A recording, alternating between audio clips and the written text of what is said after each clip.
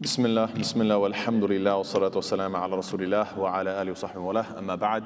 Assalamu alaikum wa rahmatullahi ta'ala wa barakatuh. How's everybody doing? Alhamdulillah. So we're still in the fourth part, and today's going to be the last portion of it, inshallah ta'ala. The fourth part being talking about the principles of religious legal maxims, fil qawa'id al-usuliyya at-tashri'iyya. And so today we're looking at the fifth legal maxim, which is contradictions and preferring one evidence over another. It's a very brief conclusion, but still very important, inshallah ta'ala. What do we do when things seem to be contradicting one another? How do we prefer one piece of evidence over the other? So there are 4 steps to reconciling rulings, 4 steps to reconciliation. The first one is al-jam', which means combining them. So combining them because applying both is better than trying to nullify either one. That's obviously the best thing, to reconcile between 2 pieces of evidence. So perhaps one is general while the other is specific. An example of this is Allah Ta'ala encourages us to write down for our parents and close family members a will. We're supposed to write down our will before, okay, I have to write my will, where I want my money to go, etc. So Allah encourages us to write down our will for our parents and close family members when we're approaching death. This is mentioned in Surah Al-Baqarah, ayah number 180. However, Allah Ta'ala has already set the amount for parents in Surah An-Nisa, ayah number 11. And we're not allowed to write a will for someone who already has an appointed amount of inheritance for that person. Why? Because the Prophet says, listen, if the amount is already set, you don't write something new. Allah Ta'ala has already set the amount of inheritance. This is mentioned in the hadith in which the Prophet says, إِنَّ اللَّهَ قَدْ أَعْطَى كُلَّ ذِي حَقٍّ حَقَّهُ فَلَا وَصِيَّةَ لِوَارِثٍ.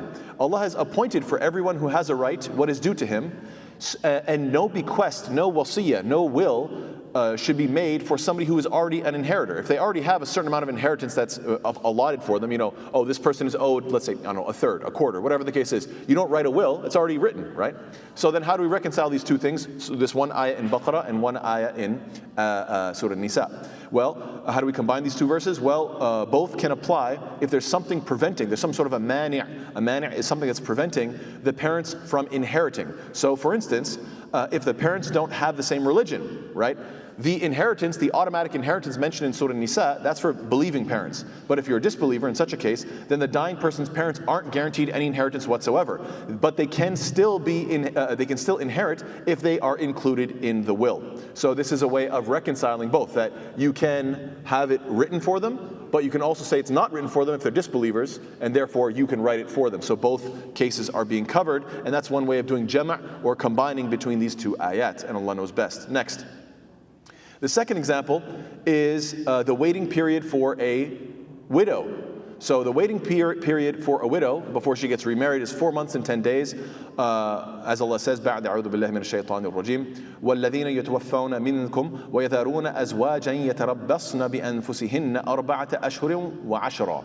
Allah says, and those who are taken in death among you and leave wives behind, they, as in the wives, wait 4 months and 10 days. So we know this. However, Allah Ta'ala says something else. So, Allah Ta'ala speaks about the divorced pregnant woman. If a woman is pregnant and she gets divorced, then her waiting period is until she delivers. As Allah Ta'ala says, وَأُولَاتُ الْأَحْمَالِ أَجَلُهُنَّ أَن يَضَعْنَ حَمْلَهُنَّ. And for those who are pregnant, their term is until they give birth. So this is in Surah Talaq, mentioning that when you divorce the pregnant woman, that is her term until she delivers. Then the question comes, okay, wait a second, what if you combine these 2 ideas? What about a pregnant widow? So the woman is pregnant, and then the man dies when he's traveling. What next? So we combine by saying that the waiting for 4 months and 10 days is general, it's am. And the waiting till birth is specific to the pregnant woman. Therefore, the pregnant widow can remarry after she delivers. That seems to be the stronger opinion. However, there's another opinion, which is Ibn Abbas anhu. He says, whichever one is longer. Obviously, if you take the longer one, then the shorter one is included. So as long as you take the longer one, the shorter one's included, you're playing it safe. So that's a very fair position. However, the other opinion exists as well. These are all examples of what? Jama', combining between the 2. A third example regarding the first way to reconcile, the third example of this first one called jama' is what? It is, should we offer testimony or not? This is a really interesting one. The Prophet ﷺ says, أَلَا أُخْبِرُكُمْ بِخَيْرِ الشُّهَدَاءِ. Shouldn't I tell you of the best of witnesses? الَّذِي يَأْتِي بِشَهَادَتِهِ قَبْلَ أَن يُسْأَلَهَا. that it's the one who produces his evidence, before he produces his testimony, before he's even asked for it. So this hadith in Sahih Muslim, authentic hadith, is saying, look, it's a good thing if you give your testimony. However, there's another hadith that the Prophet says, خَيْرُ أُمَّتِي الْقَرْنِ الَّذِينَ بُعِثْتُ فِيهِمْ, the best of generations is my generation, ثُمَّ الَّذِينَ يَلُونَهُمْ ثُمَّ الَّذِينَ يَلُونَهُم وَاللَّهُ أَعْلَمْ أَذْكَرَ الثَّالِث أَمْ لَا. So the best generation is my generation, then those who follow them, then those who follow them, and the narrator says, I don't remember if he said the third one or not, I just remember the next one and maybe the next one. Then the hadith continues, ثُمَّ يَظْهَرُ قَوْمٌ يَشْهَدُونَ وَلَا يَسْتَشْهَدُونَ. Then there's going to come a people who they give testimony and they weren't even asked. Why are you giving your testimony if you're not even asked? So this seems to be discouraging it. And it goes on to say, وَيَنْذِرُونَ وَلَا يُوفُونَ وَيَخُونُونَ وَلَا يُؤْتَمَنُونَ وَيَفْشُوا فِيهِمْ السِّمَنِ. And also, people will make vows which they do not fulfill, they will be treacherous and they won't be trusted, and among them will appear fatness. In other words, obesity will become widespread. This is a prediction of the Prophet ﷺ, and obviously we see that. So people don't trust each other's testimony, nobody's trustworthy, but one thing is that people will jump and say, I'll give testimony when they weren't even asked. So how do we reconcile one, which is you're supposed to give testimony as fast as possible, the other one saying that it's a bad thing that you're running to give your testimony when you weren't even asked? So the first hadith encourages us to hurry and give testimony about issues that don't involve people, wallahu alam, like giving testimony that you've seen the new moon, right? If you've seen the new moon, you know Ramadan started, let's say, or whatever new month started, give your testimony, hurry to do so. The second hadith is discouraging people from being nosy and trying to involve themselves in other people's business. So this is a way that you can do jama'. So these are three examples of jama'. How do we reconcile? By combining the two narrations, or the two, dalilain, the two evidences. The second one is what? At-tarjih.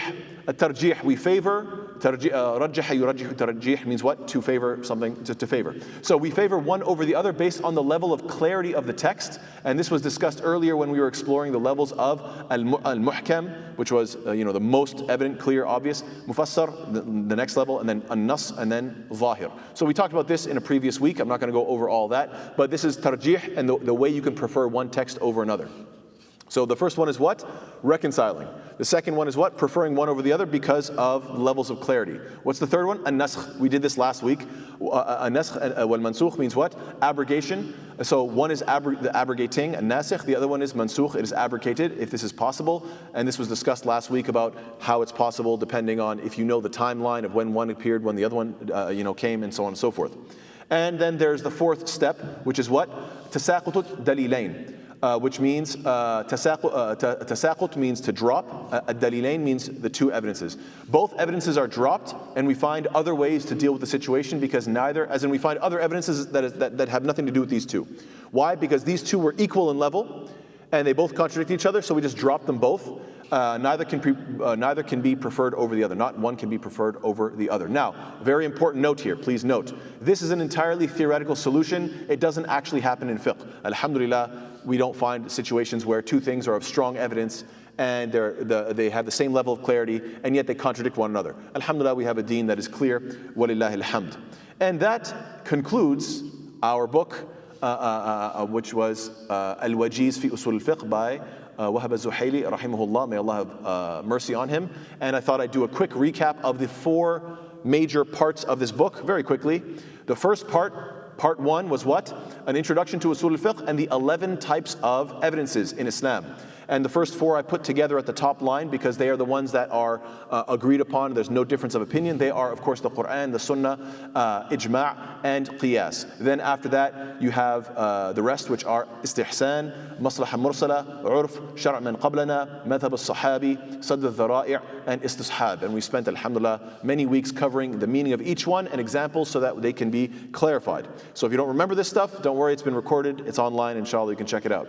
Then part two of the book was about rulings, all about rulings. We talked about al-hukm al-taklifi, we talked about al-hukm al-wad'i, we talked about al-hakim, al-mahkum fihi, and al-mahkum alayh. What do these things mean, and what are the implications, and so forth. And we spent many weeks on this. That was the whole second section of this book, which we talked about in detail. Then we had the third portion of this book, which was about 7 linguistic maxims. 7 linguistic maxims. They are about textual evidence for rulings. What is the textual evidence for a ruling? Understanding from the opposite, al-mafhum al-mukhalafa, or mafhum al-mukhalafa.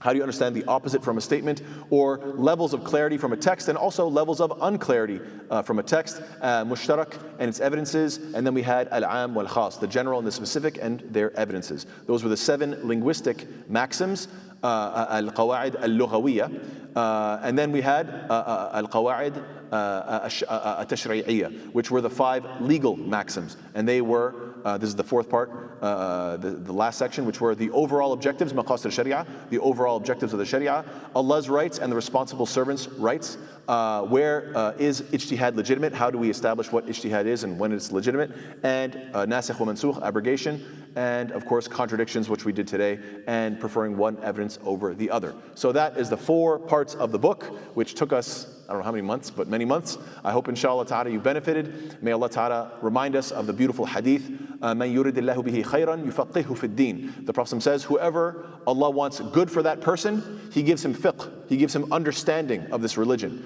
So, it is a desire of mine to, inshallah, one day go through in this masjid, hopefully record a whole sessions about fiqh, and hopefully detailing, hopefully we can all learn together, inshallah ta'ala. But of course, before you get into fiqh, you want to have the basic foundations. You want to have usul al-fiqh. You want to have these basic principles and foundations so that you can build on top of it and understand how these things work. So may Allah ta'ala make us of those who learn our fiqh. May Allah ta'ala make us of those who He prefers and He loves and He wants good for them, so that He gives us understanding both in the usul as well as in fiqh in general.